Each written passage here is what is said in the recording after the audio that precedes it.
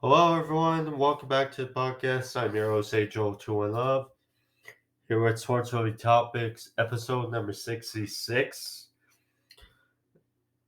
Bunch of stuff to go over. Was a good week of sports. We just wrapped up week 2 of the 2021 NFL season. Literally just finished watching Packers vs Lions. Was a uneventful. Well, was Let me rephrase. It was mostly eventful for the first half, and then in the second half, it was uneventful. But nonetheless, I'll go over more of that game along with the rest on the channel. Also, I'll give my r- predictions on UFC 266, which is coincidentally, since it's episode number 66, Saturday for the UFC 266, two title fights, along with the return of Nick Diaz to the octagon. So, give my thoughts on that, along with my predictions of week 3. But if you're new to the channel, be sure to click that subscribe if you like this video and if you want to see more on the channel, as well as the like button as well to help out the video. But with that out of the way, let's dive right into it. So, week 2 of the NFL season has literally just wrapped up, and a series of eventful games happened throughout Thursday and yesterday. But starting which was Thursday Night Football on Thursday, when the Washington football team, defeated the Giants, New York Giants, 30-29. High scoring game. Certainly was. I mean, the playoff game versus the Bucks earlier this year was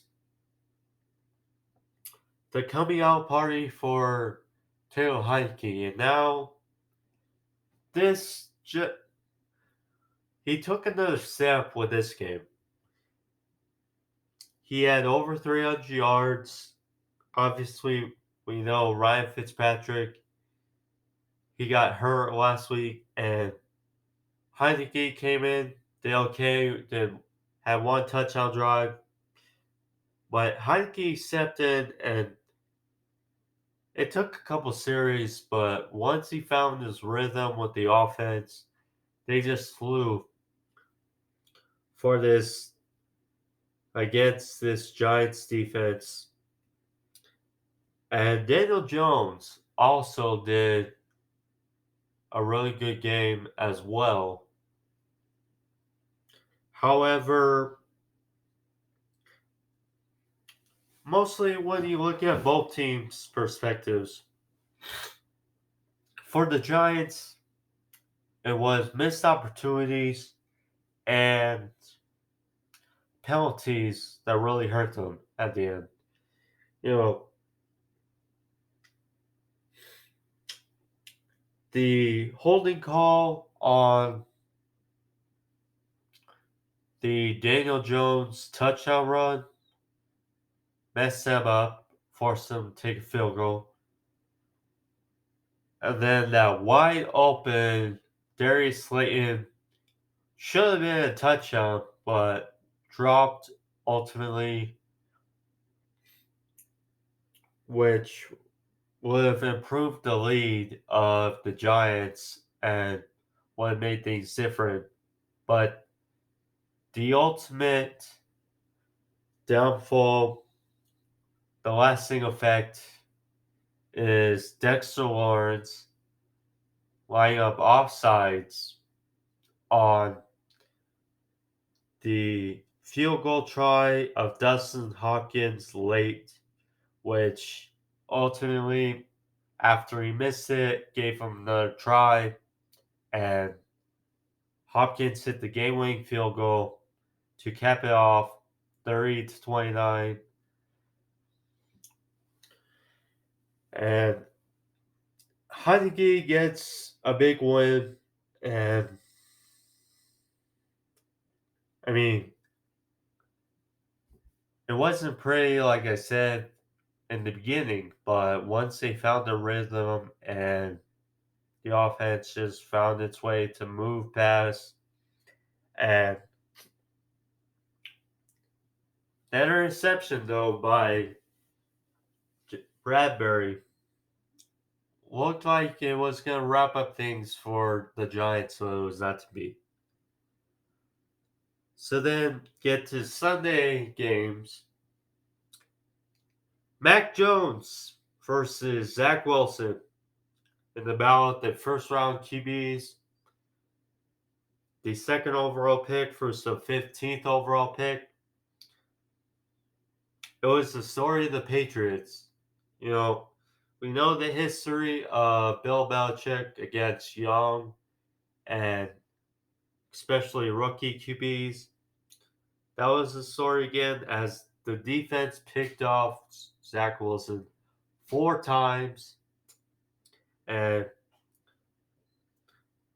Mac Jones, it was mostly efficient. He was 22 of 30.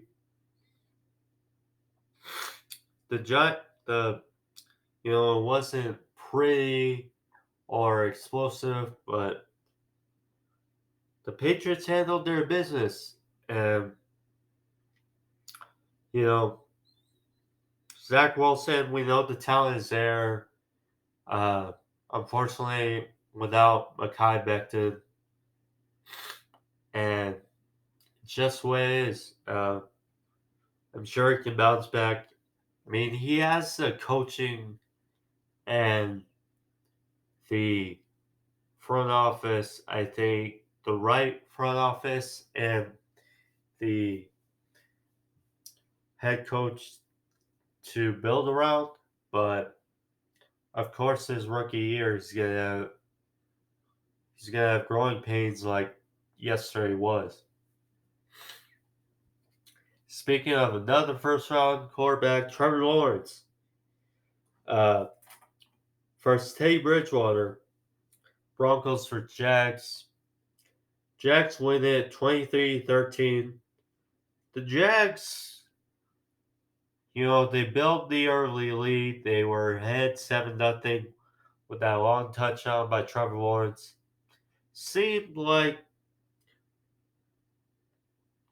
accustomed, and he seemed a bit more comfortable than he was last week. But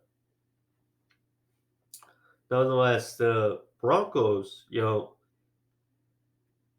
this the reason why they went to Teddy Bridgewater.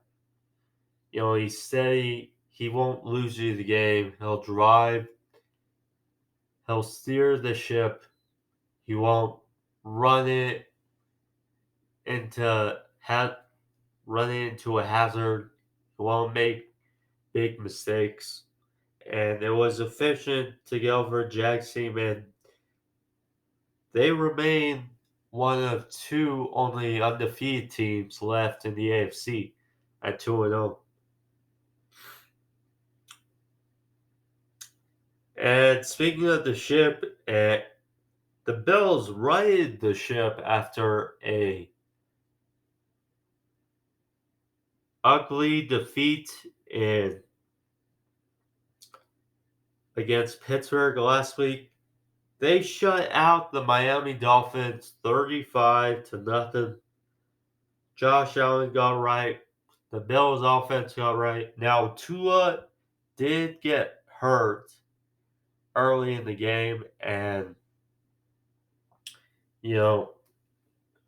depending on score, I'm not sure if it would really matter, but probably would have made it much closer. than it was.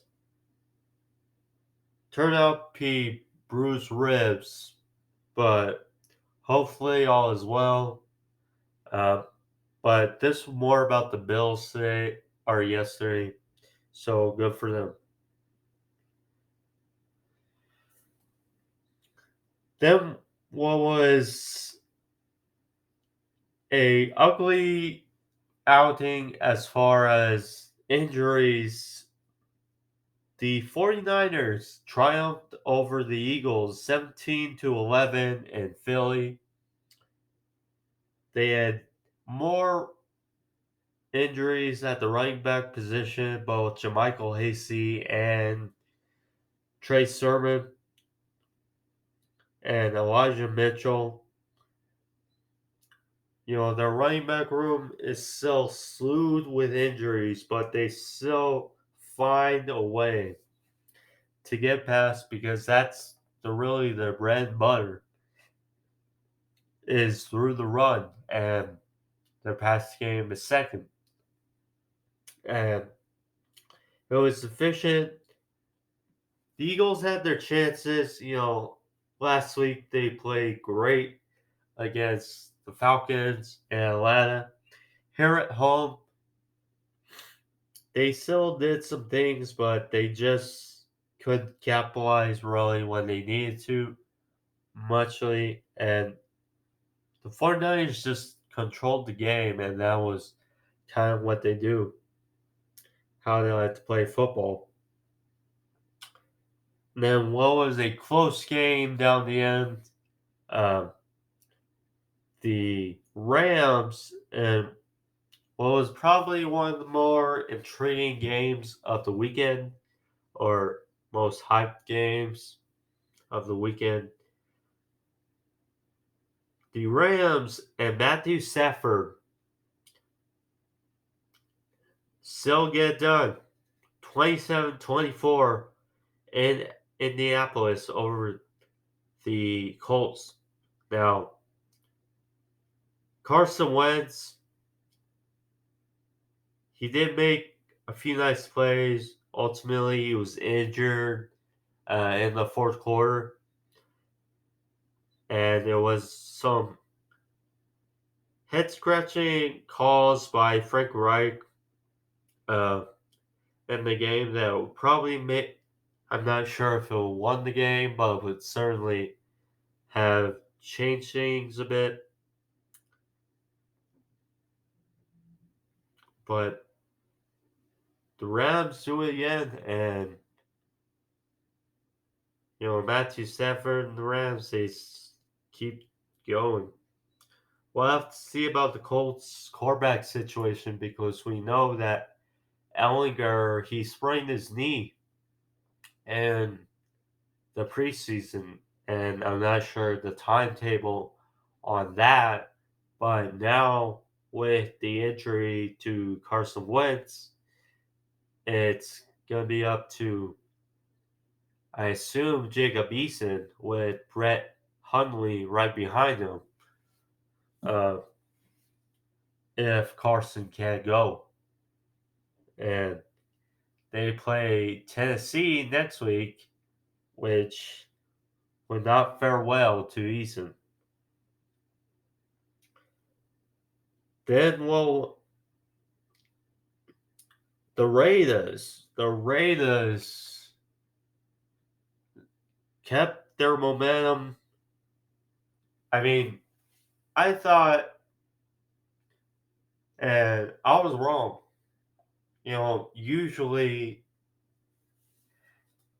and Drew Brees talked about it when he was asked on uh, the panel for Sunday Night Football that you know usually when you have a big emotional overtime game that usually the momentum and the vibe and just your play comes down.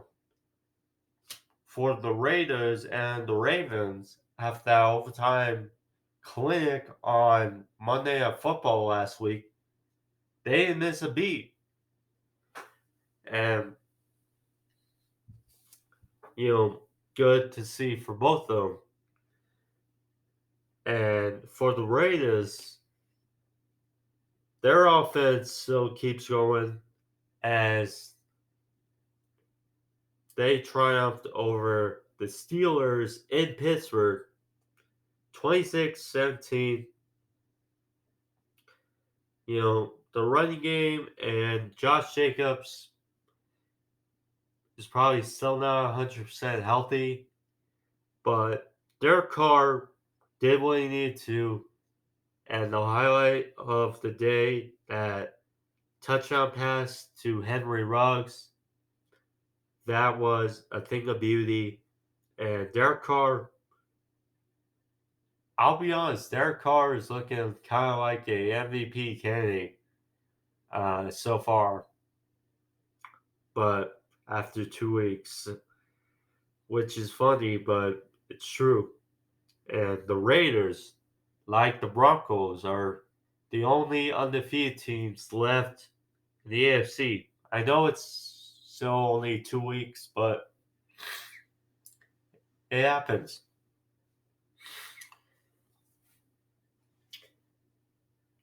Next up was felt like a stale game for the majority of it. The Bengals and the Bears, excuse me, in Chicago.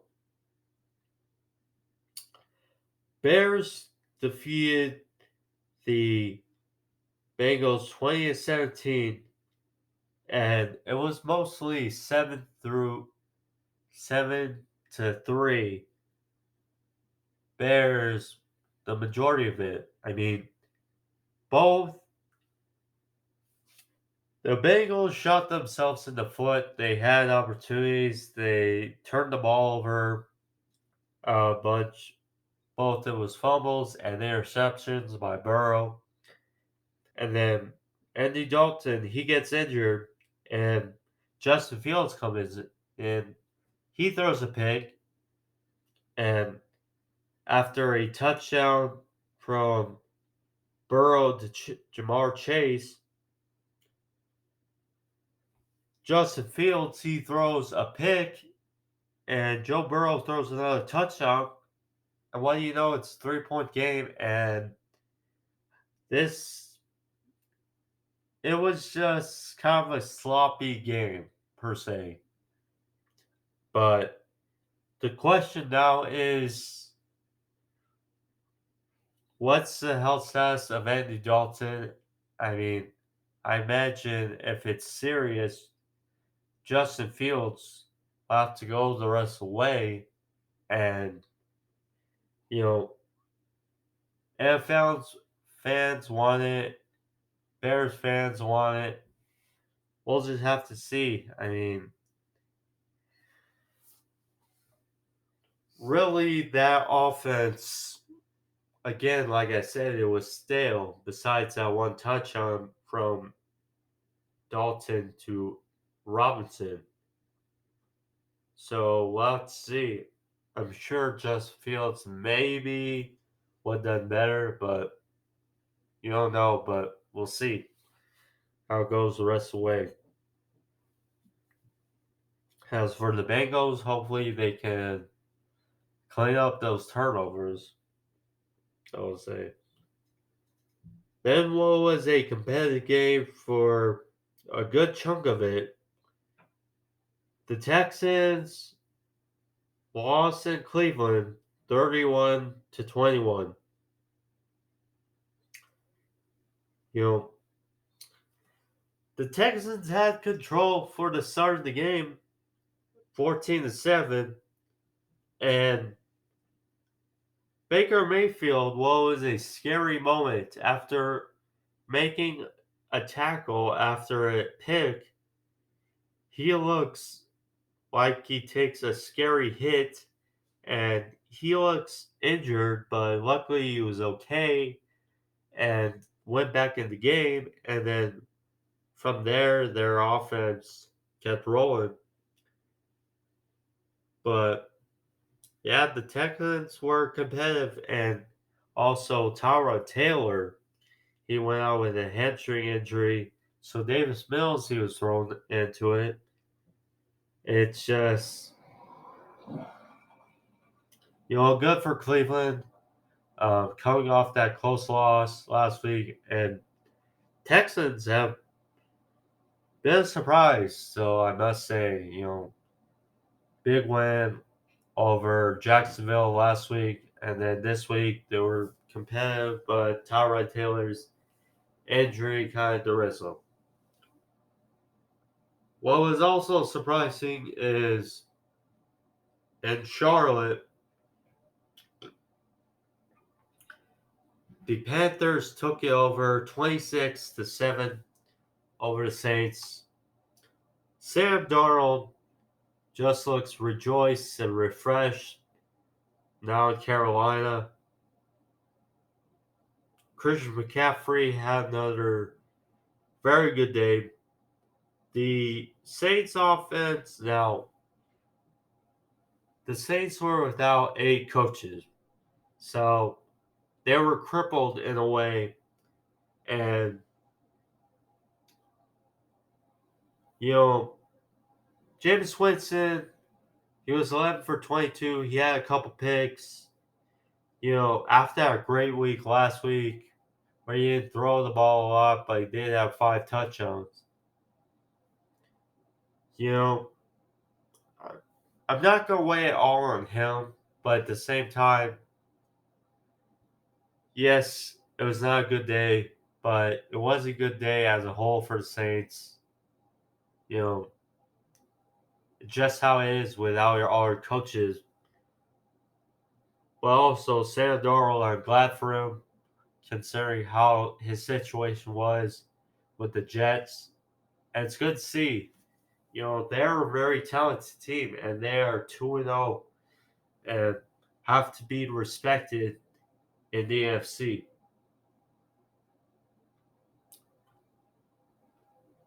Next, what was my favorite game of the day, personally? The shootout in the desert. The Cardinals survived the Vikings 34-33.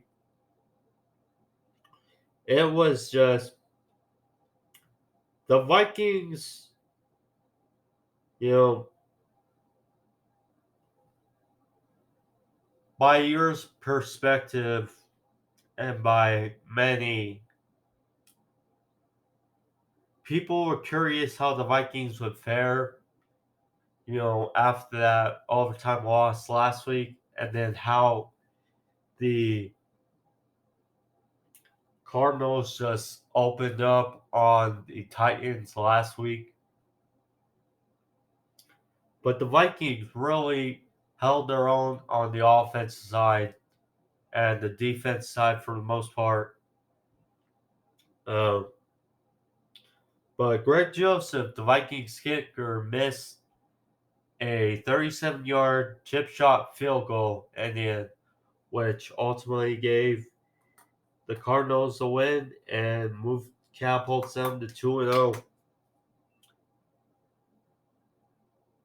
But the Vikings really did a very good job on offense throughout this game.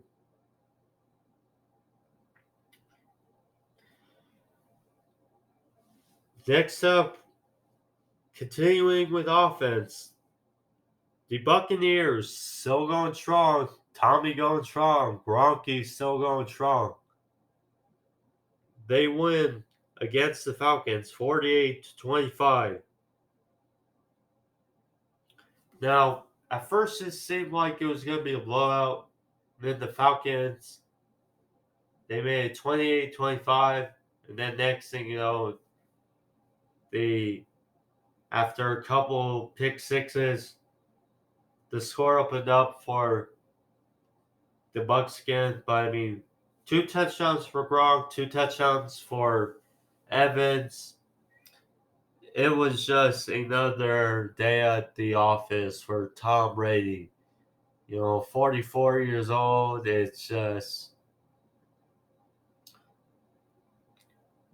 same old Tom Brady.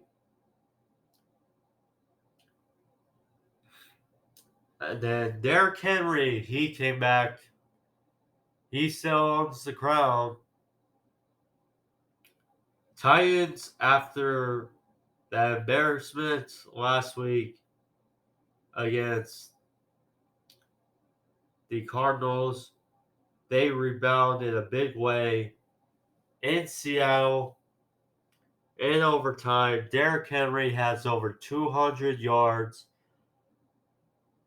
Ryan Tannehill had a very good day, over 300 yards passing. Julio Jones had over 100 yards for the day.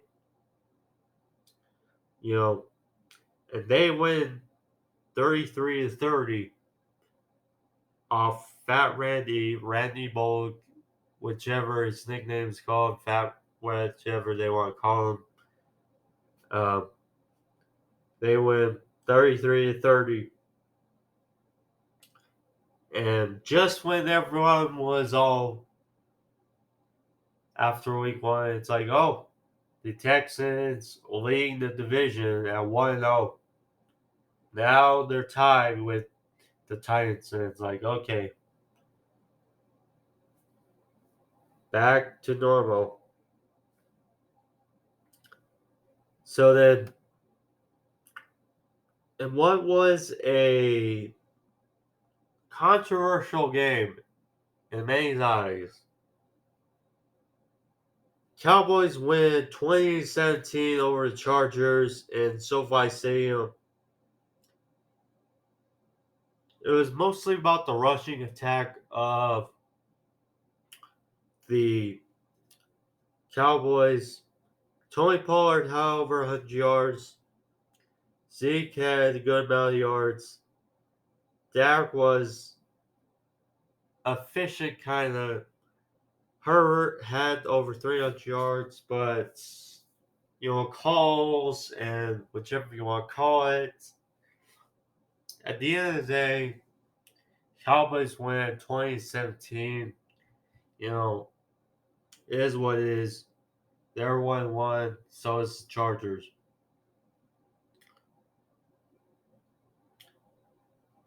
And then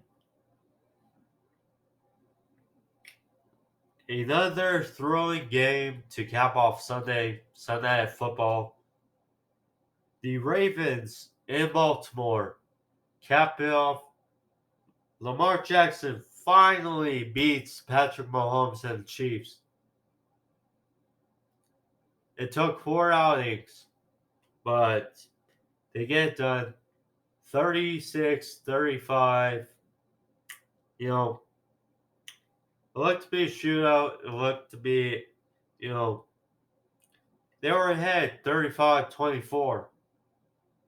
And then the Ravens come back, and then,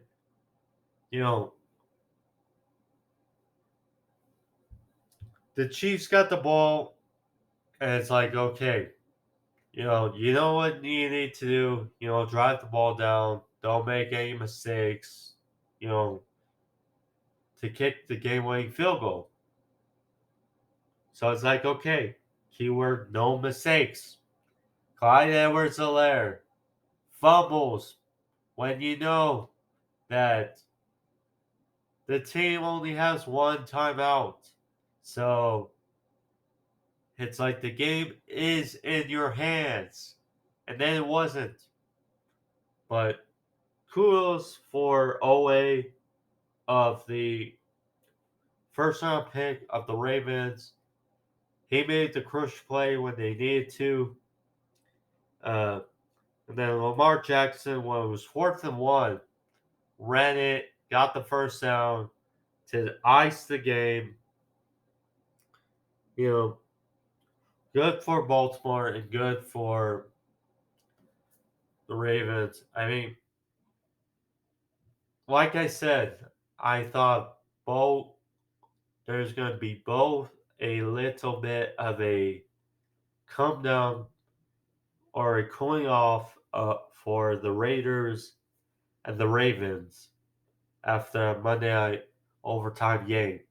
And they both didn't miss a beat. So there you go. then just capping off the what was competitive for the first half, you know, but Packers beat the Lions, get back on track after that embarrassment against the Saints last week. They win here 35-17. It was 17-14 at the half for the Lions. But, you know, they had one good drive in which they failed on fourth down, and then it just the Packers just came back. You can only contain Aaron Rodgers for so long, and that's what happened.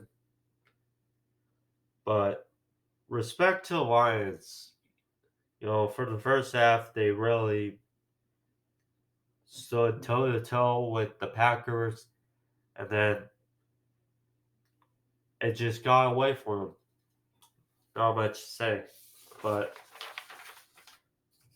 respect to the Lions. I was 10-6 with my predictions this week, so better than last week was 500. 8-8 last week. Now 10-6 this week. I mean,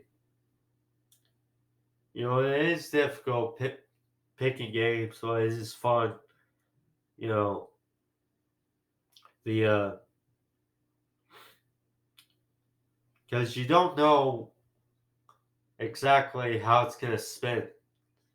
You know, Seahawks lost in overtime by 3. Chargers lost on a last-second field goal. If Clyde Edwards-Helaire doesn't fumble, they probably win. So it's just so. The Bengals lost by 3, even though it was a stale game. But nonetheless, a good week of football for week 2. And before I get into my predictions for week 3, first want to touch upon the hype game for NCAA football, which was this week. Again, Auburn lost to Penn State. Close one, 28-20. Sean Clifford was mostly on his game. Was 28 for 32 for 2 touchdowns. He had 1 pick. He also 24 yards rushing. Bo Nix, he was 21 for 37. But competitive game, but ultimately Penn State gets it done. So UFC 266 Saturday goes down as marks the return of Nick Diaz to the octagon. In a rematch over a decade. Robbie Lawler. Robbie Lawler, we haven't seen fight in quite a while. He's been on a downward spiral since losing his title to Woodley. Here against Nick Diaz. Now, Nick Diaz has been completely out of the sport. We know his last real fight was against Anderson Silva at UFC 183, but he's been actively in his little brother's corner for Nate Diaz's fights. So he's obviously still been around the sport, and he's a really good athlete. So he will definitely be there physically, mentally after a long period off. We'll see. I would say I'd pick I would pick Nick Diaz, but I'm just not sure. I would go with Robbie, uh, though, because you don't know, but we'll see. Starting with two top fights as well. Valentina Shevchenko defends her crown against Laura Murphy. Now, I like Laura Murphy, but Shevchenko's on another level. You know, she's pretty much the alpha of that division, pretty much. Uh, yeah, not much to say. She just, yeah. And then the main event for the featherweight title, Alexander Volkanovski versus Brian T. City Ortega. Now, T. City had that bad loss in that brutal fight for Max Holloway, but he rebounded with a great performance against the Korean Zombie. And here in this fight against Volkanovski, who twice beat Holloway. Now, against Ortega, um, you know, Volkanovski has good power and he's good striker and he has good takedowns. Also, the question will be is Ortega has really good jiu-jitsu and he cannot mess. I would not advise messing with him on the ground, nonetheless.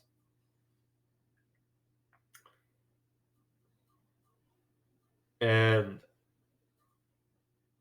I just think it's a good matchup for Ortega. So I'm gonna say we go and new on Saturday with T City getting it done against Volkanovski. Okay, so with that, getting into week 3 now, predictions. Week 2 weeks down, 16 weeks to go. So now we turn toward to week 3 predictions for the NFL. Starting with Thursday Night Football. 2-0 Panthers versus 1-1 Texans. Panthers minus 7 point favorites.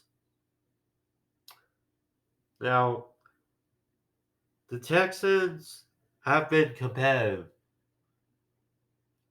the last couple games. Whereas now the injury to Tyrod Taylor and seemingly on a short week having to start Davis Mills, it's going to be a tall order against these Panthers who really have a talented roster up and down. And Sam Darnold looks like, again, rejoice, happy, good to be here. 7 point favorites, change my score. So I'm going to say Panthers win, although now with the injury to Tyrod, I'm going to say Panthers win 27-17. Then we go to the games on Sunday. Colts at Tennessee. Titans 5 point favorites. The uncertainness now of Carson Wentz. I mean, he already had that foot issue, which hindered his preseason and his offseason. Now he has an ankle injury again,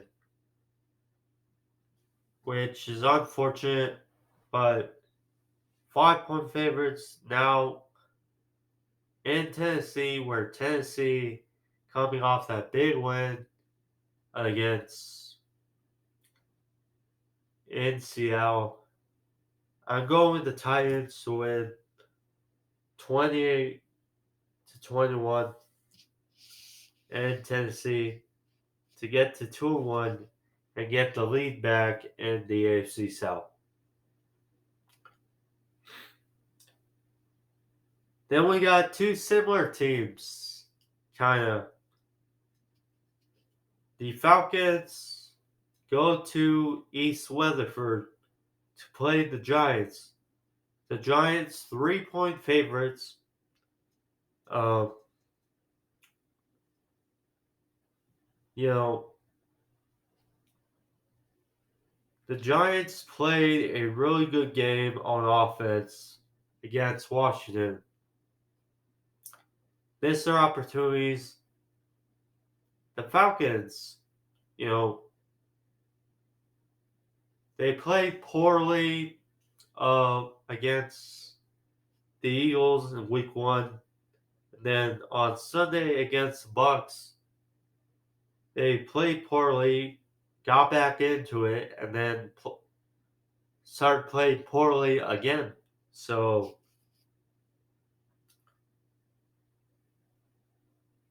I mean, both teams have issues, but right now when I look up the rosters, I'm going with the Giants in East Weatherford to get their first win of the season, 23-20.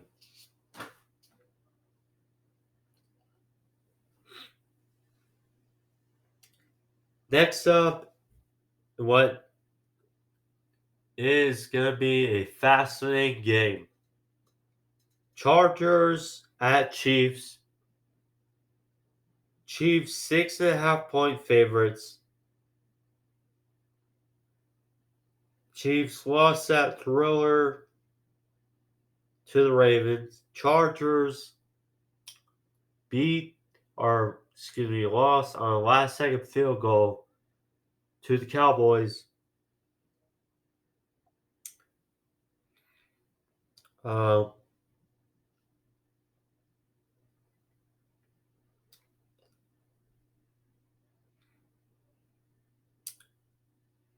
the Chargers, we know.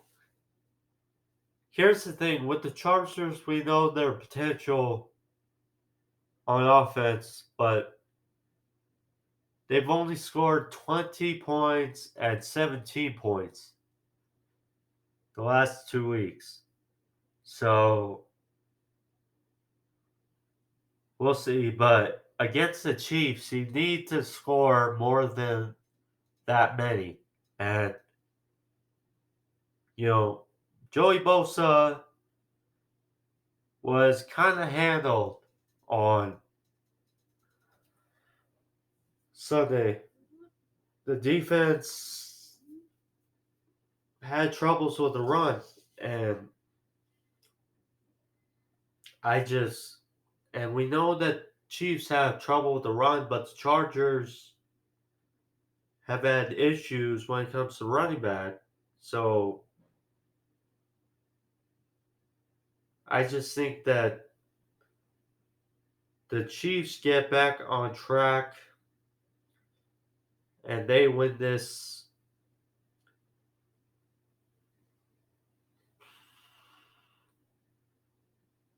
29-24. So Chargers cover, but yeah, Chiefs will win. Next up, Bengals go to Pittsburgh. Steelers 4.5-point favorites. the injury, Deontay Johnson. Um, both the offenses did not look good last week, or excuse me, Sunday. And with the worriness of JJ or TJ Watt's injury worries me. Uh, and the offensive line had a bad job protecting Burrow on Sunday. I mean, they did a decent job against the Vikings, but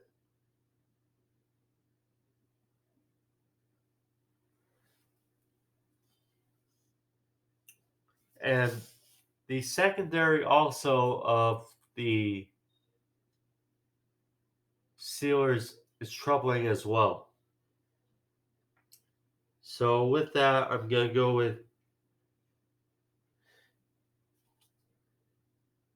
I just don't trust the offense right now of the Steelers because Ben said it was gonna look rusty to start, and without T.J. Watt,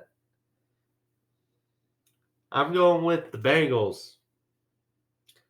Get this done, 23-21 in Pittsburgh. Next up, what is an interesting one, whether it's Andy Dalton or Justin Fields. Bears go to Cleveland to play the Browns. Browns 7.5-point favorites.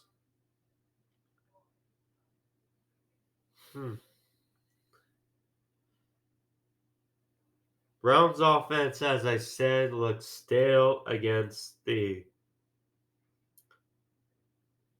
Bengals, and here with the Browns, they could have troubles as well.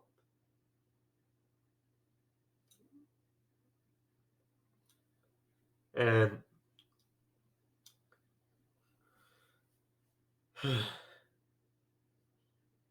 I just think more for the Browns to get it done, so I'm going to go with the Browns to win and to cover 31-20.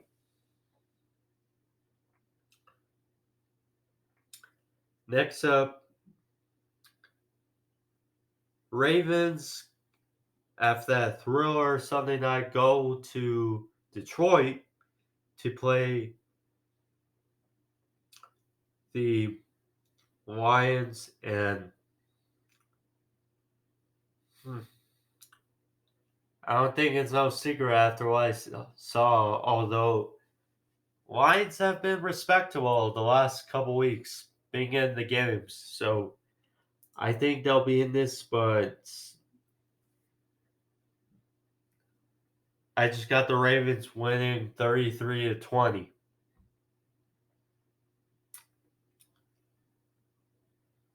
So next up, another interesting one. The Saints go to New England to play the Patriots. Patriots 2.5-point favorites. You know, been a tale of two cities the last 2 weeks for the Saints. You know, week 1, demolishing the Packers. Week 2, without most of their coaches, fall flat for the Panthers. And Mac Jones and the Patriots look comfortable. So I'm going with the team I trust more. Has been more consistent the last couple weeks, whereas the Saints have been inconsistent. So I'm going to go with the Patriots win to cover 24-20. Next up, Cards go to Jacksonville Cardinals, 7-point favorites, surviving that shootout versus the Vikings. They go Jacksonville. I love Trevor Lawrence and I love Urban Meyer, but with the way the Cardinals have been playing the last couple weeks, I don't see an upset, so I'm going to go with Cards 28-17. Although Trevor Lawrence and the Jags have looked a bit more comfortable through the weeks. I will say that.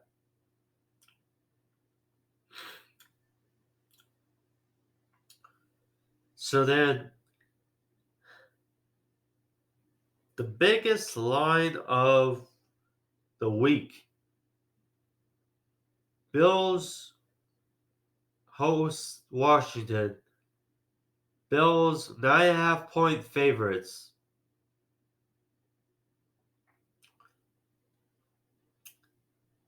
Bills righted the ship last week. Washington won a thriller against Giants. Too big. I think too big of a line. We see what Taylor Heineke can do with Washington's offense, and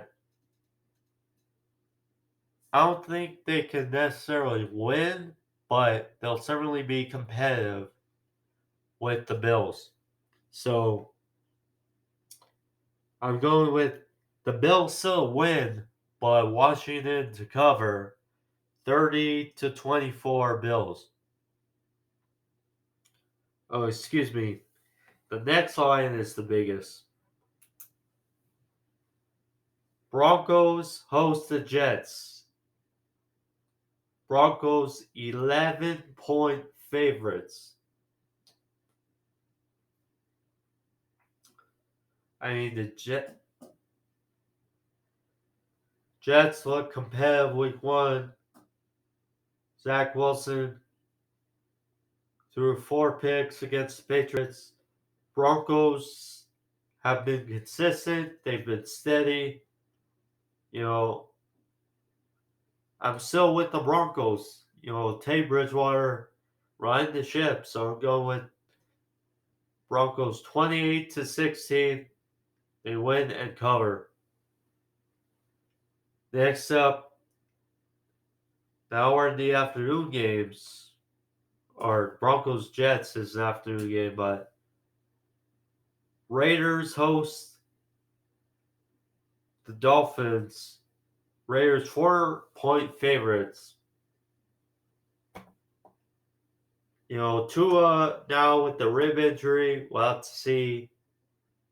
But the Raiders have looked really good on offense.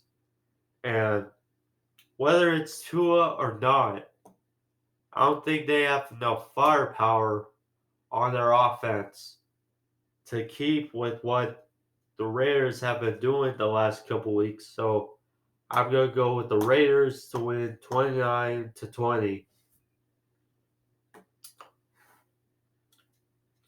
Next up, and a dicey one, Seahawks go to Minnesota to play the Vikings. Seahawks 1.5-point favorites. So in Minnesota, I mean, this is their home opener. First time with fans. I just think that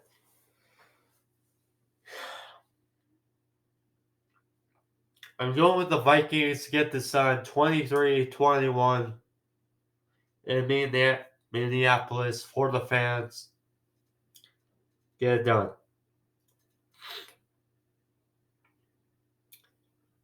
And what may be the game of the day, Rams Buccaneers. And what I think, I know it's early, but NFC Championship preview. Buccaneers at Rams. Rams 2-point favorites. 2-point favorites. So, we know last year with Jared Goff, the Buccaneers handled him and went blow for blow. Now with Matthew Stafford, with this defense, going back to this, I think the Rams can do enough to rattle Brady. And this offense can score enough to help out that defense. So I'm going to go with the Rams to win this 30-28. Just to cover over the Bucs. Then we got Sunday Night Football. Packers just got right against the Lions. They go to San Francisco, where they've had issues the last few years, against the 49ers. 49ers 3.5-point favorites. We know the injuries with the 49ers at running back. Packers, just got right.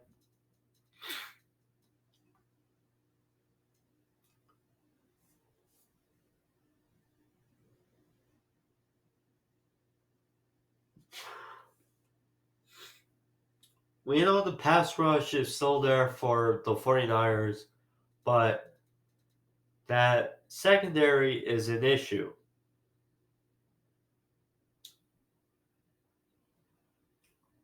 And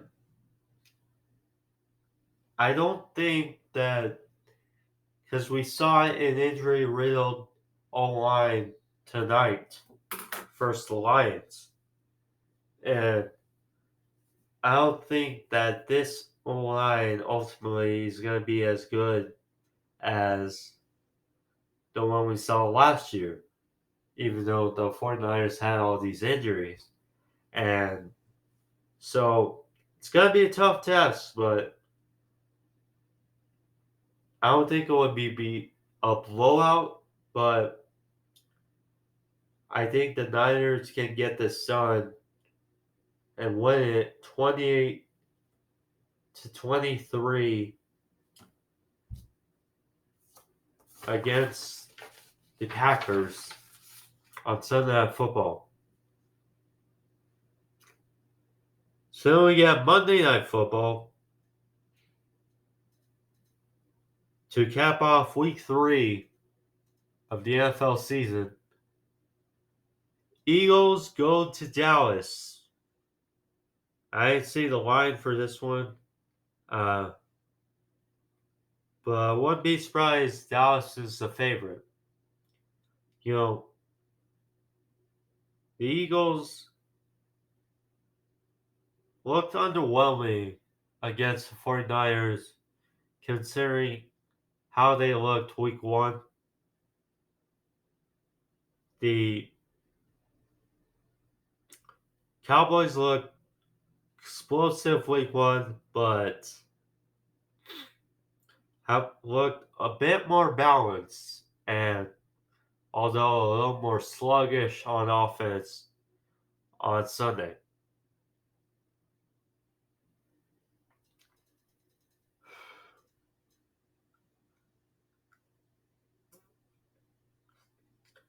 Both O-lines are still relatively healthy.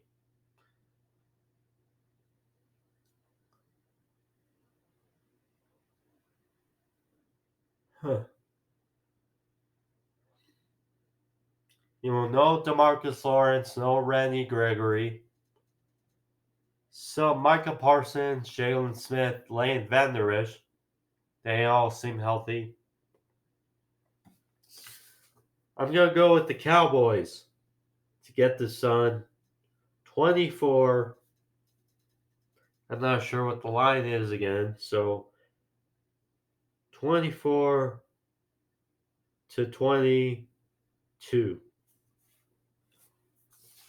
In Dallas, they get the win over Philly. But those are my predictions for week 3. So that's it for the episode, guys. Hope you guys enjoy it. Me going over recap of week 2, predictions for week 3, predictions for UFC 266. So again, but if you like this video, click that like button, as well as if you want to see more, click the subscribe. I'll be back later this week with Dynamite and Rampage Grand Slam this week, as well as next week. Sorts of your topics, but thank you. Be safe.